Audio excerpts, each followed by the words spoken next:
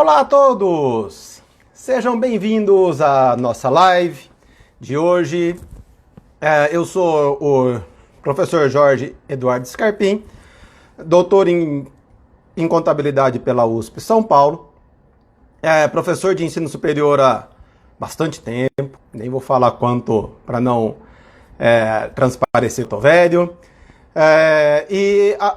já dei aula em várias universidades brasileiras, como o UEL, Paraná, FURB em Santa Catarina, Universidade Federal do Paraná. E há 3 anos eu estou nos Estados Unidos, dando aula aqui na College em Minnesota.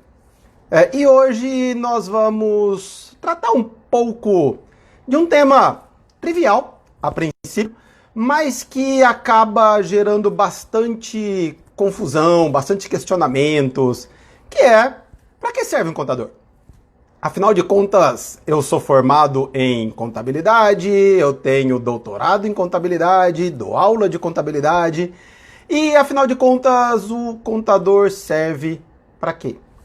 A gente tem alguns sensos comuns, se a gente for olhar, e isso não difere no Brasil, nos Estados Unidos, na Europa, na Ásia. A gente tem contato aí com professores, pesquisadores do mundo inteiro e todo mundo fala a mesma coisa nas nossas rodas de café, quando nós estamos em congressos internacionais, essas coisas. Contador é o cara que cuida dos nossos impostos. Então, o contador é aquele cara chato que fica falando que eu tenho que pagar imposto. Esse é o grande senso comum. Além de ser, muitas vezes, aquele cara chato que fala que tá tudo errado, que não pode ser assim, que isso não é certo. É um ditador de regras. Também a gente tem essa mesma impressão. Então, vamos lá. Para que serve um contador? Contador serve para cuidar dos nossos impostos? Sim. Seja no Brasil, seja nos Estados Unidos, seja nos países europeus, asiáticos, Austrália, nos países africanos também. Tenho bastante contato com o pessoal de Angola, Moçambique, e todos eles falam a mesma coisa. E isso é uma característica bastante presente. Nós até chamamos isso de contabilidade tributária ou de tax accounting aqui nos Estados Unidos. E isso é uma coisa interessante, porém não muito nobre. E no Brasil isso tem piorado a cada ano que passa, porque o nosso governo brasileiro, e isso independe de partido político, independe de quem está no poder, isso é um projeto que já vem de mais de 20 anos, eles estão requerendo cada vez mais informações das nossas empresas. Informações de faturamento, informações de departamento pessoal, funcionários, etc. Informação de lucro, informação de demonstrações contábeis. E o que antes era pedido uma vez por ano, passou a ser uma vez a cada trimestre, depois uma vez por mês. E estamos caminhando para isso se tornar algo online e praticamente em tempo real, ou com uma defasagem aí de 2 a 3 dias, o que é na área contábil praticamente em tempo real. E isso está fazendo com que os contadores brasileiros eles estejam cada vez mais atolados de o que nós chamamos de atolados nas obrigações acessórias, que é a prestação de contas. Mas é que isso não é muito nobre. Se a gente for ver o que é contabilidade, né? Primeira coisa, contabilidade é um grande sistema informacional capaz de prover informações úteis para a tomada de decisão. E quando a gente faz prestação de contas para o governo, talvez a gente esteja gerando informação útil para o governo. E aí, seja governo federal, estadual, municipal, também não importa, todos eles estão agindo da mesma forma quanto a isso. Então, isso é uma coisa bastante preocupante. Mas ali, será que as nossas empresas nos pagam para apenas gerar informação útil para o governo?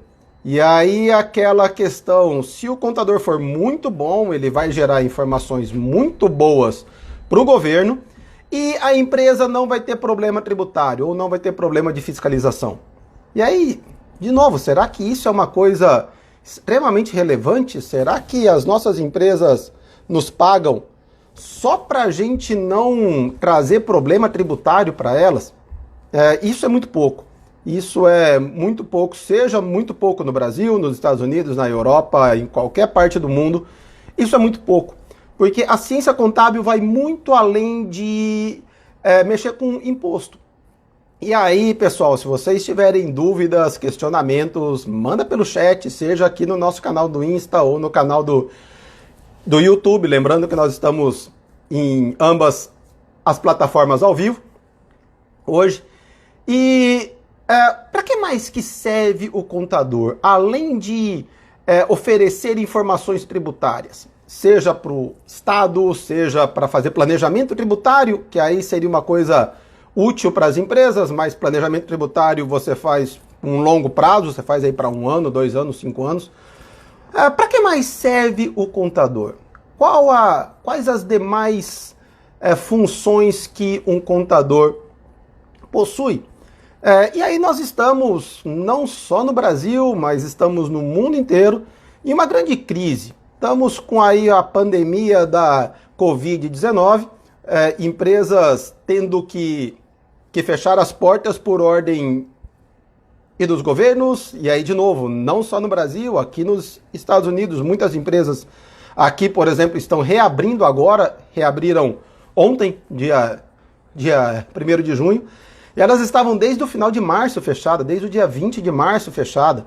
Então ali ficaram 2 meses e 10 dias fechadas por uma norma legal, ou as que ficaram abertas, tirando algumas exceções, como Amazon, Netflix, Google, Facebook, etc. Mas praticamente todas elas perderam receita, seja empresa aérea, loja de shopping, mesmo loja que vendem produtos online, loja de roupas, lojas de departamentos, todas elas perderam receita. E o que o contador consegue auxiliar nisso? Será que ele consegue auxiliar nisso? Então, vamos para algumas coisas, então. Além da parte que é o que os contadores, principalmente no Brasil, mais fazem, o que mais que os contadores podem fazer para auxiliar as nossas empresas? E aqui, quando eu falo auxiliar empresas, eu não estou falando de grandes empresas, tipo Petrobras, Vale do Rio Doce, Embraer, etc. Porque essas empresas, elas têm um enorme departamento contábil, normalmente separado em várias divisões. Então, essas empresas têm uma contabilidade extremamente estruturada, cada departamento contábil, seja departamento de custos, departamento contábil, departamento tributário, etc., cada um tem a sua função. Eu estou falando ali daquele pequeno e médio empresário que muitas vezes contrata um contador terceirizado, que nem tem porte suficiente para ter contador interno. Ele contrata um contador terceirizado, que são os nossos escritórios contábeis,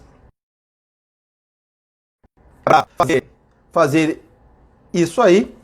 E aí, como é que a gente pode auxiliar? Então, primeira coisa que os contadores conseguem auxiliar é com a gestão de custos. Gestão de custos é algo que na contabilidade a gente estuda. Por exemplo, se a gente for pegar as nossas grades dos cursos de Ciências Contábeis do Brasil, normalmente a gente tem de 3 a 4 disciplinas de custos. Os alunos estudam isso por 2 anos. Considerando que a nossa formação é de 4 anos, metade do tempo eles ficam estudando custos. Como é que eu posso reduzir os custos da minha empresa? Como é que eu posso controlar os custos da minha empresa? Como é que eu posso fazer com que os custos eles estejam numa nova realidade? Porque se as minhas receitas entraram em uma nova realidade, os nossos custos também precisam entrar numa nova realidade. Aí seja fazendo redesenho de produto, fazendo negociações com os nossos fornecedores, reduzindo custos fixos, trabalhando de uma forma diferente. Isso daí é algo que a contabilidade pode ajudar e muito. E aí temos uma primeira questão, professor Vicente Pacheco, lá da Federal do Paraná, Pergunta pra gente em que os professores da área contábil podem melhorar as suas aulas para preparar o futuro contador para esse mercado. Principalmente são algumas coisas, mas o mais fundamental é a gestão de crises. Como que o contador pode trabalhar com as empresas em momentos de crise? Porque na hora da bonança, na hora que a economia está bem, a economia está bombando, todo mundo vendendo, todo mundo ganhando dinheiro, você não tem tanta necessidade de ter uma super informação contábil, porque eu estou ganhando dinheiro, mesmo se os meus custos não forem muito bem controlados, etc. Eu ainda vou continuar ganhando dinheiro, talvez ganhando menos do que eu poderia ganhar, mas ainda vou estar ganhando dinheiro, não vou sentir tanta falta. Mas nos momentos de crise é a hora que os contadores precisam agir. E aí essa questão nos nossos cursos de ciências contábeis, e aí não só no Brasil, mas no mundo inteiro, isso é uma coisa que se fala muito nos nossos congressos, como que a gente consegue preparar o nosso contador para momentos de crise. E principalmente o contador na área gerencial, nessa área de custos, na área de preços. Preço também é uma área que a contabilidade pode atuar e os contadores podem auxiliar muito. Uma empresa vende o seu produto a R$10. Será que esse preço é viável? Ou ela vende a 10 porque o seu vizinho vende a 10?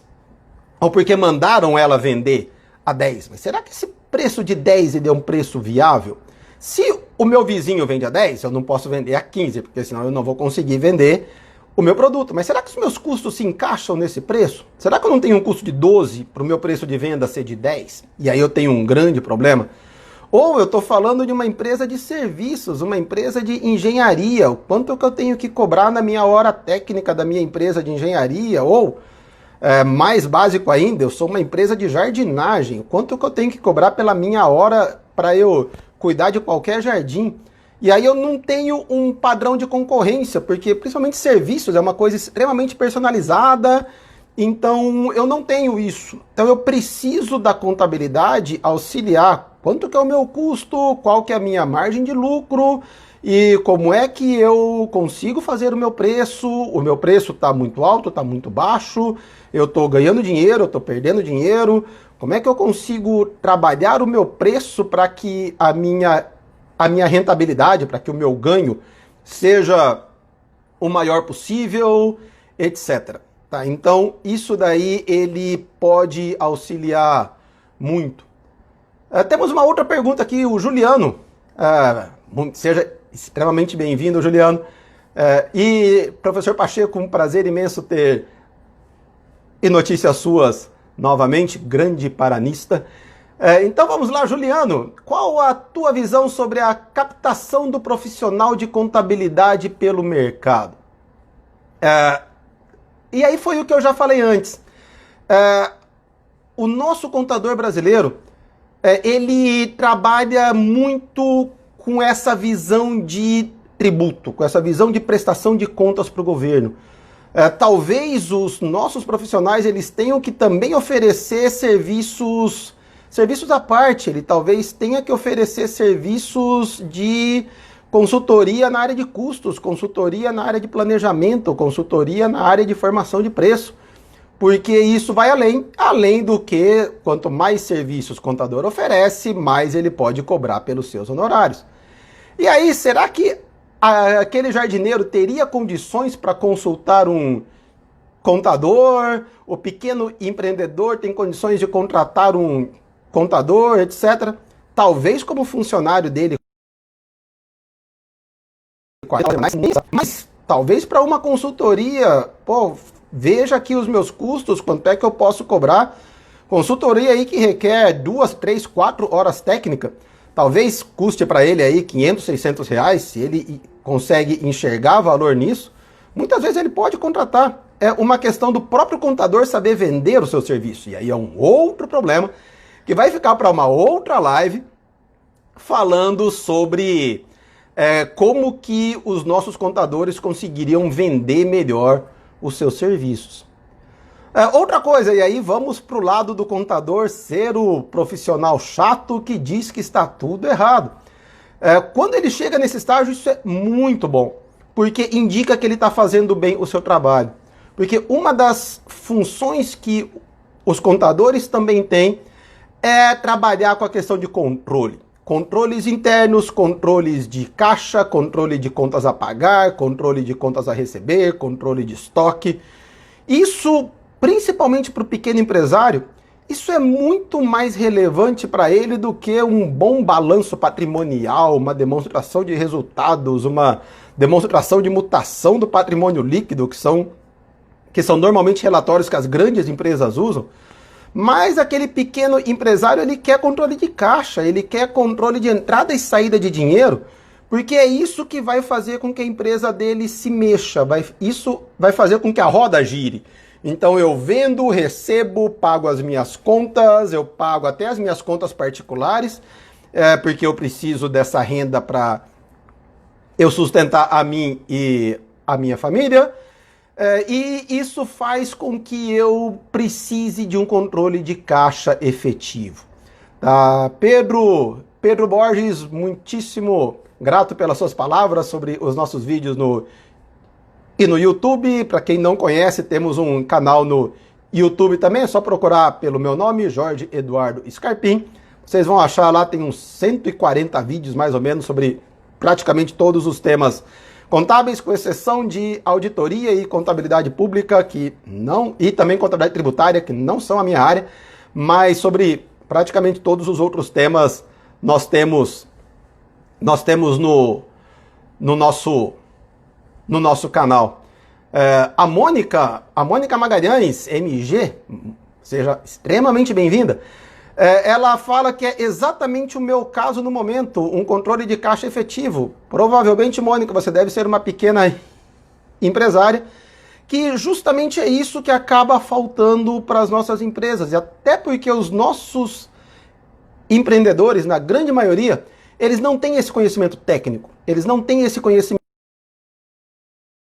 técnico de como fazer controles, como saber se a empresa dele está ganhando dinheiro ou não. E aí, para esse pequeno empresário, ganhar dinheiro não é lucro, ganhar dinheiro é ter sobra de caixa. Aliás, qual que é a diferença entre caixa e lucro?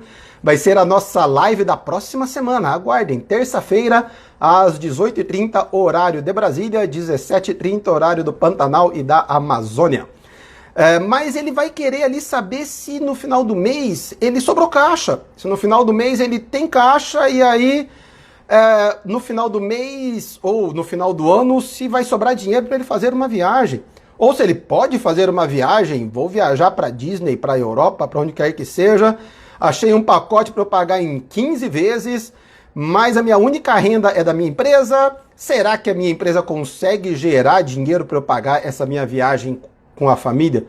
Porque na área contábil a gente tem um pouco de preconceito quanto a isso, de misturar contas familiares com contas das empresas, etc. Mas é uma questão de adaptação. Eu já trabalhei em uma empresa familiar, empresa até que não era pequena, tinha 50 e poucos funcionários, e eu cheguei com essa mesma conversa, eu era recém-formado, não recém-formado, mas praticamente, para o meu chefe, chefe, essa aqui é a conta da sua família, escola das crianças, e você não pode misturar com as contas da empresa.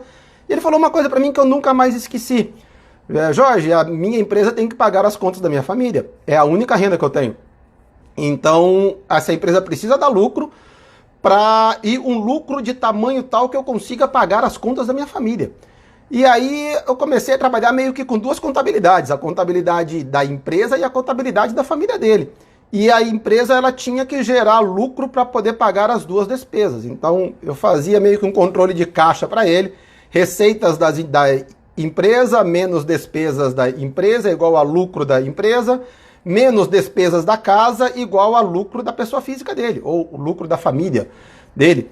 E aí, com esse lucro, era o que ele podia usar para viajar, para construir uma nova casa, para trocar de carro, etc. Então, são esses controles que ele faz com que a empresa ela possa ganhar dinheiro, tá? E faz com que o contador ele possa ser útil.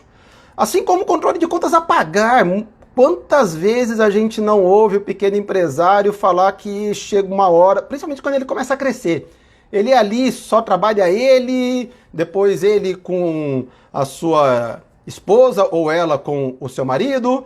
E aí eles começam a crescer, começam a contratar funcionários e chega uma hora que eles se perdem. Eles não conseguem mais controlar o seu contas a pagar. Aí eles descobrem que eles têm um título protestado. Quando eles vão fazer financiamento em banco para alguma compra grande de alguma máquina, etc., eles descobrem que eles têm um título protestado. E aí é uma coisa aí bastante complexa, porque aí muitas vezes ele vai perder esse financiamento pela completa falta de controle. E muitas vezes para essas empresas a gente consegue fazer um controle com planilha de Excel. A gente não precisa de um super software, de um super SAP ou de um TOTUS ou de Oracle ou outras grandes redes, ou de um grande sistema. Na maioria das vezes, esse nosso controle ele é feito com planilha de Excel. E isso é algo que, para os contadores, é uma coisa até simples para ser feita, mas para os pequenos empresários, principalmente, é algo extremamente complexo. E aí nós temos uma questão da Simara, que ela tem tido dificuldades para encontrar um profissional que oriente desde o e de se fazer abertura e durante o funcionamento de uma empresa de marketplace. E se tem dificuldade tributária e de funcionamento nesse tipo de empresa. Simara, isso acaba sendo uma empresa específica. E aí você precisa encontrar profissionais que tenham experiência nisso. Tem alguns ramos empresariais que eles são bastante particulares. Por exemplo, esse tipo de empresa, postos de gasolina, farmácia, condomínios, eles são empresas com muitas especificidades. E aí nós temos muitas vezes, principalmente em grandes cidades, nós temos escritórios contábeis especialistas nesse tipo de empresa. Então isso daí é algo bastante complexo. Recomendo procurar profissional super especializado nessa área. O Juliano pergunta se nessa misturada toda você é a favor de tributar dividendos. Aliás, é um ótimo tema para uma live futura, mas só para não te deixar no escuro, sim, eu sou super a favor, principalmente porque praticamente no mundo inteiro se tributa, com algumas exceções, tributação via holding, por exemplo, etc. Mas de maneira geral, eu sou super a favor, são tributos diferentes, com fatos geradores diferentes, contribuintes diferentes, etc. Não tem muito sentido tributário isso daí, mas prometo, Juliano, teremos uma live sobre isso também. O Bru SG, não sei se Bruno ou Bruna, o que um contador graduado também em direito pode fazer para se destacar no mercado de trabalho? Qual o ramo promissor na área contábil no mercado atual? Gente, você está com a faca e o queijo na mão. Por muito tempo se pensou em unir contabilidade e direito para fins tributários. Para fins tributários, você vai saber da parte teórica e de tributos, vai juntar com a parte prática de tributos com a área contábil, você vai ganhar muito dinheiro. Isso ainda é verdade, mas não tanto mais. Juntar direito com a contabilidade, você pode ir para a área de fusões, aquisições, áreas desse tipo, ou com grandes contratos, ou com exportação, importação. São áreas hoje muito, muito mais promissoras quanto a isso. A Ana Popa, professor de BPO financeiro. Ana, por favor, explicite o que é esse BPO financeiro para eu poder explicar para a galera aqui da live. O Juliano perguntou sobre aquele caso que eu falei do meu chefe que queria também pagar as contas da empresa. E Bru SG é Bruna, então Bruna, mil perdões. Espero ter respondido a sua pergunta. O Juliano pergunta sobre aquele caso da empresa que eu estava lá do começo da carreira. E o que eu falaria para aquele chefe do teu início de carreira? Eu falei para ele que ele estava certo. Para desespero pro meu próprio desespero na época, porque isso vai contra todos os nossos postulados contábeis, etc. Eu tive que me adaptar, eu tive que criar no meu controle de lucros, eu tive que criar um que nós chamamos de centro de custos. E aí, assim, meu Juliano, você que é da área, aliás, um prazer imenso revê-lo, eu criei um novo centro de custos. Chegou uma hora que eu até separei no centro de custos, eu criei uma conta escola das crianças, condomínio, cartão de crédito, etc. Acabei criando meio que uma contabilidade para pessoa física dele. Óbvio que eu acabei cobrando a mais por isso. E aí ele tinha duas contabilidades, a contabilidade da empresa com a contabilidade da pessoa física. Seria, em termos contábeis, duas DREs para um balanço patrimonial, já que ele usava a mesma conta. E por mais que eu falava para ele separar as contas, ele até fez, durou 2 meses, ele voltou a misturar todas as contas, porque ele não era tão organizado assim. Mas foi uma época que eu aprendi muito, eu tive que me adaptar. E isso é algo que eu levo até hoje. Vamos lá, Lara Dallabona, a professora Lara da UDESC em Santa Catarina. Qual a minha opinião sobre o papel do contador na área trabalhista nesse período de pandemia? Eu diria que ele está com um trabalho imenso. Pelo que eu tenho acompanhado do Brasil, tem tido vários pacotes de incentivo a emprego, dando auxílio para o povo que está sem emprego. Isso com certeza sobrou para os contadores fazerem, pelo que eu tenho contato com vários contadores, para isso, e é algo que talvez volte, aí vai dar mais trabalho ainda quando abrir tudo de novo, que as empresas vão estar recontratando esse povo, mas a área trabalhista sempre foi uma boa área. E aí na área trabalhista temos mais uma função do nosso contador, que é a área de perícia contábil, que ele atua principalmente em processos trabalhistas. E aí ele vai ter bastante trabalho.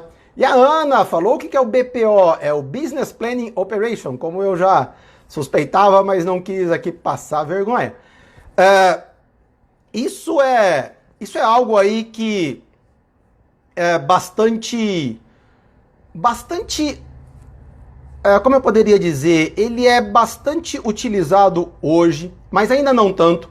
Mas tudo que se refere a planning, que seria planejamento, é algo que é muito forte na área contábil. O contador, ele adora fazer planejamento. Isso até na nossa vida pessoal, né? A gente planeja meio que tudo. Isso daí é algo que é uma área bastante promissora, tá? Bastante promissora, tende a crescer muito pelos próximos anos. A Karen, professor, esses contadores que alegam saber tudo, entendem de todas as áreas da contabilidade, isso não é fake news? Não diria fake news, não vamos ser tão cruéis assim. Mas tem muitos contadores que aí, se a gente for para a área médica, ele seria o que é o clínico geral. Ele sabe um pouco de tudo, mas ele não tem nenhuma especialidade pré-definida. Tem muitos contadores que trabalham assim, que são o que nós chamamos de contadores generalistas. E eles atuam principalmente dando consultoria para as pequenas empresas. E aí, quando você vai dar consultoria para a pequena empresa, você tem que saber um pouco de tudo. Você tem que saber da área tributária, você tem que saber da área de controle, você tem que saber da área pessoal, você tem que estar antenado com as principais normas contábeis, talvez não com uma super especialização. Pô, eu vou te dizer o que está lá qual que é o terceiro conceito da norma de leasing. Por exemplo, ele não vai chegar nisso de te falar decor as diferenças de um leasing operacional para um leasing financeiro e quais são as nossas mudanças que estão tendo hoje, mas ele consegue trabalhar, ele consegue transitar bem por todas as áreas. Tá? E aí, muitas vezes, contadores que dão assessoria para as pequenas empresas, eles precisam ser generalistas.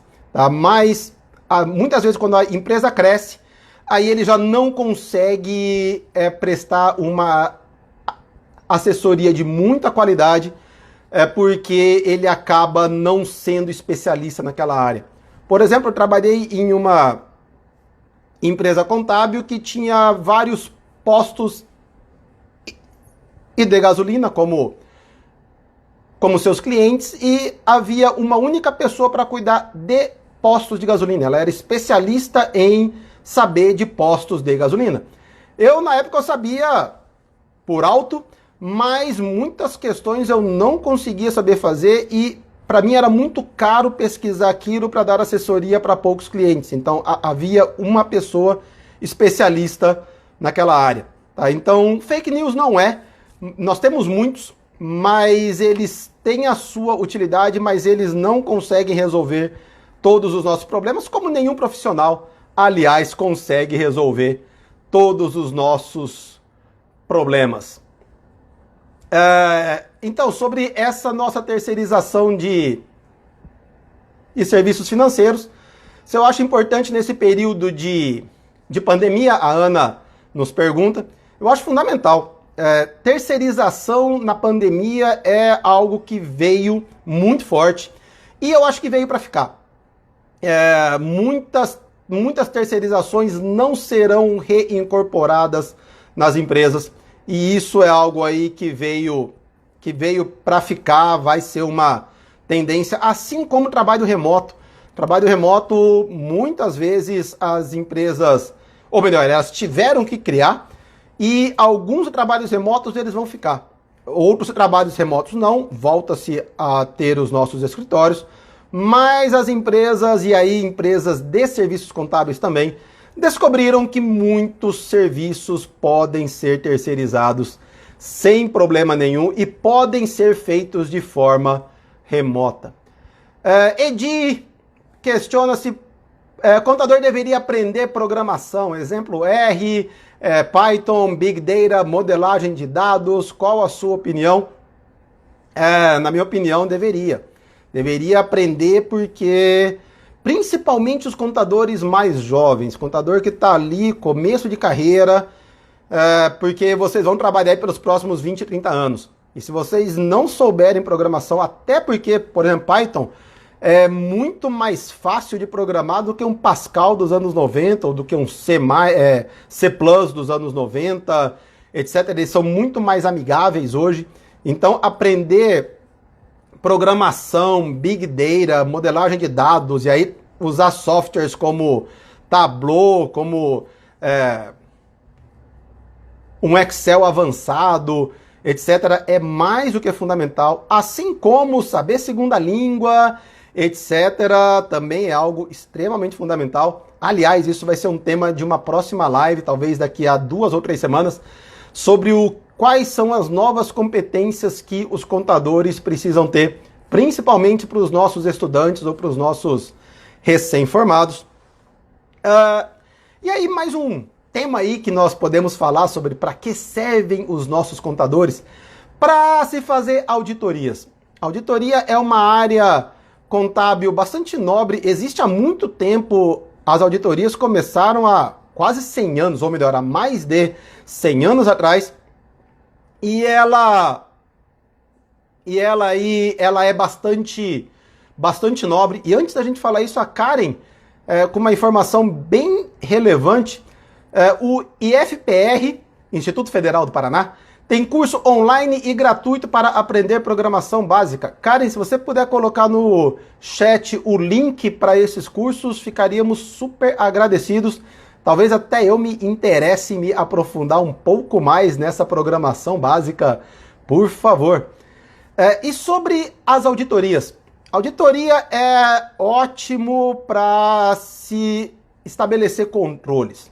E aí, para se saber se esses controles estão funcionando ou não. Então, para atuar em conselhos fiscais, conselho de fiscalização ou conselho de qualquer coisa nessa área, as auditorias elas são extremamente bem-vindas, principalmente se você é síndico de prédio, gestor de uma associação, de um clube social, até de igrejas, asilos ou ONGs, etc.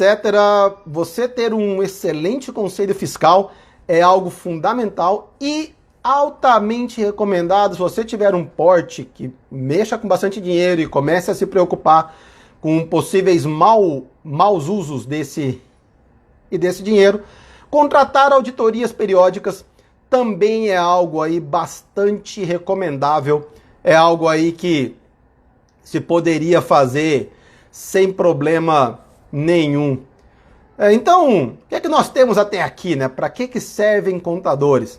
Para cuidar da nossa parte tributária, para cuidar da nossa parte de custos, e aí custos é uma coisa extremamente fundamental e que infelizmente muitos contadores não sabem se vender nessa área, para atuar com a parte de preço, formação de preço de venda, atuar com controles de caixa, controle de contas a pagar, controle de contas a receber, a gente não falou isso, eu pulei, gente, mil perdões.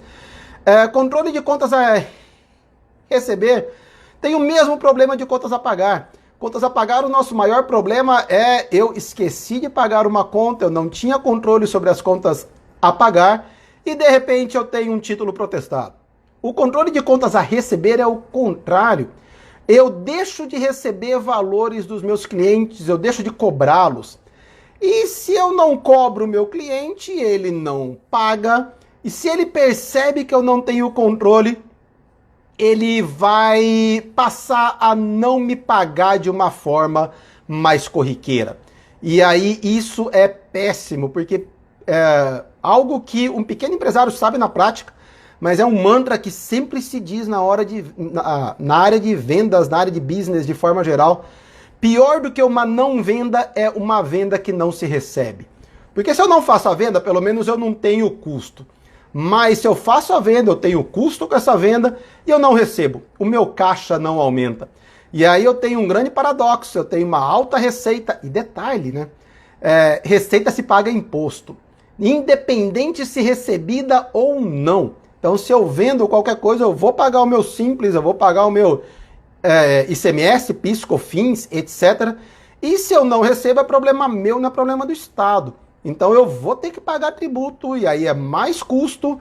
Então, eu vendo, eu tenho o custo da minha venda, eu tenho um custo tributário e eu não recebo esse dinheiro. Então, eu ter um controle de contas a receber é algo fundamental. E controle de estoque também, qual que é o tempo de giro do meu estoque, quantos dias eu levo para a venda do meu estoque, porque você acaba tendo problemas de estoque, você tem um monte de ativos, eu tenho um monte de bens, mas o meu estoque, ele só aumenta, mas o meu estoque não vira dinheiro. E se o meu estoque não vira dinheiro, eu não consigo fazer com que eu tenha novas compras para eu ter mais vendas, etc. Juliano, você tem toda a razão. Se for regime de caixa, você posterga o seu imposto. Então tem essa exceção à regra, mas todos os outros custos da venda já foram incorridos e aí eu tenho problemas com isso. A live vai ficar disponível no canal do YouTube? Sim, ela está sendo transmitida agora ao vivo e ela ficará lá disponível para todos. Robotização e a contabilidade, ameaça ou aliada? Ótimo tema. Gente, vocês estão me dando ideias maravilhosas para próximas lives. Juliano, eu posso dizer que são os dois. Ameaça para uns, aliada para outros.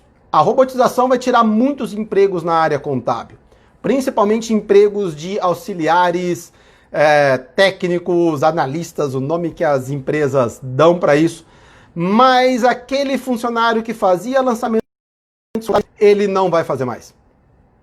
Felizmente ou infelizmente, depende de que lado você está, esse tipo de emprego vai sumir.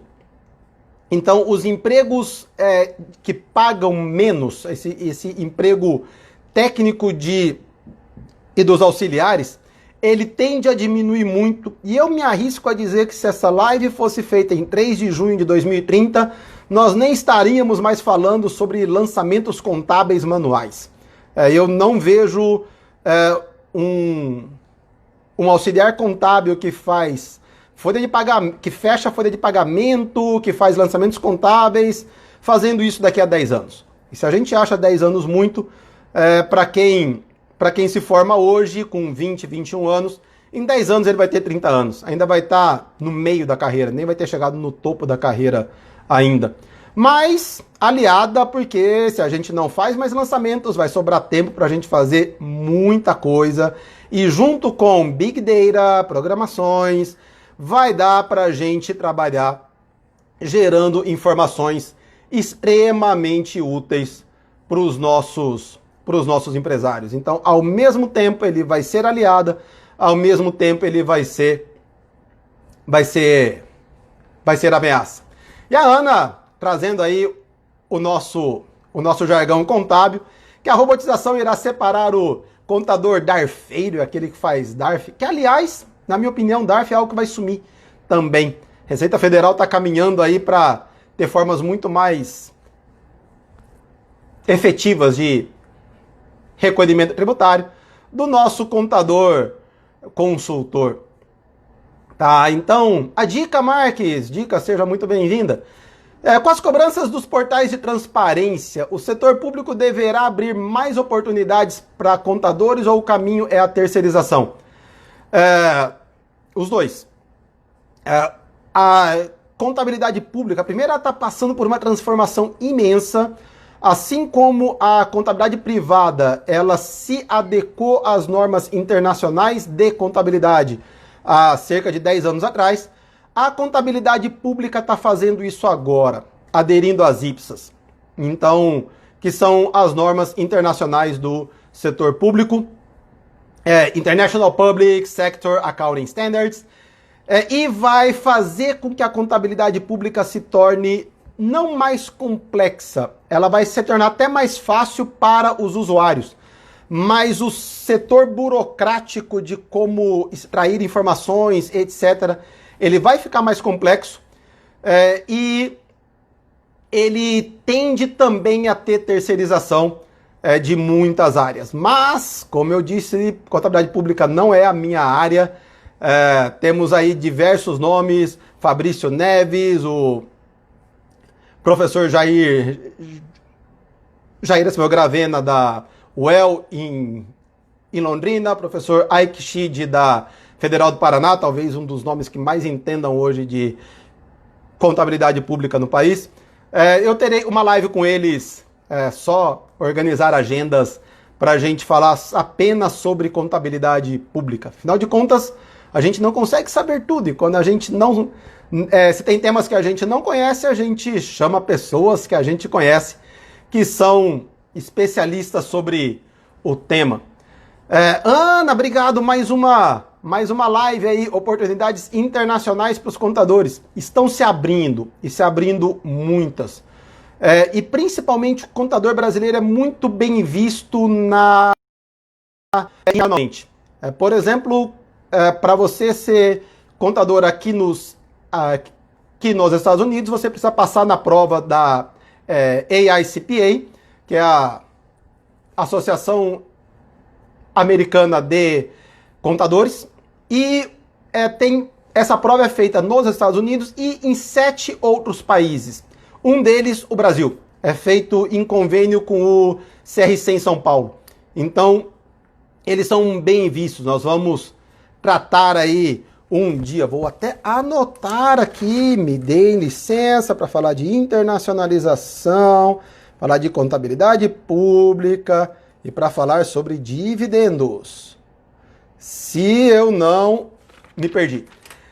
Karen, muitíssimo obrigado pelo link, pessoal. Esse link que a Karen acabou de passar aí são de cursos online gratuitos na área de programação. Então, se quiserem fazer aí, vai ser aí extremamente útil. Muitíssimo obrigado, Karen. Me passe folheto com todos os cursos que eu compartilho nas minhas redes sociais aí para todo mundo ter acesso a eles. tá? Então vai ser aí bastante útil. E, pessoal, só para a gente finalizar, recado aí para os nossos contadores, eu vi que tem bastante contadores na área. Segunda língua, gente. Segunda língua é algo extremamente fundamental. Seja inglês, seja espanhol, principalmente se você mora nos nossos estados que fazem fronteira com os outros países da América do Sul. Você mora aí região sul, em Mato Grosso do Sul, Rondônia, Acre, Amazonas, Amapá, Roraima, etc. Então, isso daí, aprender espanhol abre oportunidades imensas e principalmente inglês, gente. As normas internacionais são todas em inglês, as melhores discussões contábeis estão na língua inglesa, os melhores sites contábeis, por exemplo, o melhor site que eu acho chama Accounting Today, www.accounting, ACCOUNTING, Today, TODAY.com. Inglês também é um site fenomenal. Então, segunda língua é ótimo. Professor Odir perguntando, será que com essa pandemia as IFRS devem sofrer revisões para ajustar algum método de avaliação? Professor Odir, não está sendo dito nada.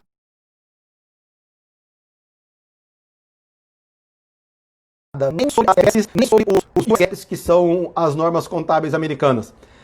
Talvez eles soltem algo sobre como reportar as perdas, mas mesmo assim eles reportam-se as perdas como sendo dos nossos eventos extraordinários e toca o barco.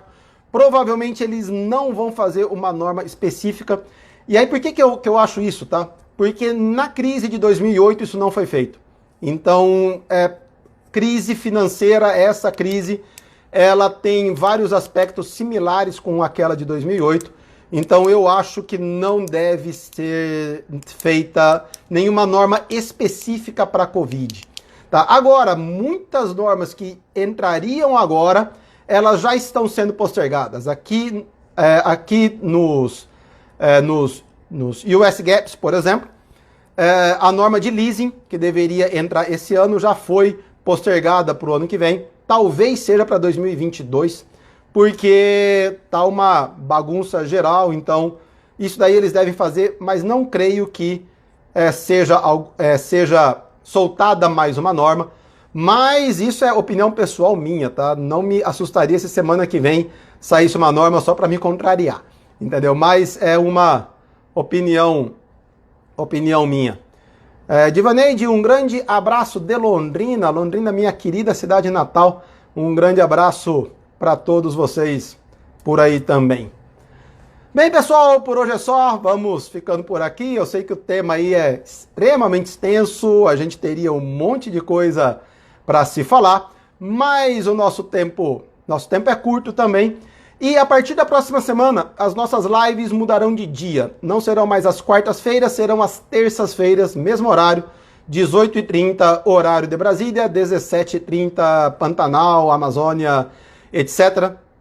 Então, semana que vem aí, uma live falando sobre a internacionalização da profissão contábil, conforme sugestão passada aí por vocês. Afinal de contas, vocês acabam nos guiando também por aqui.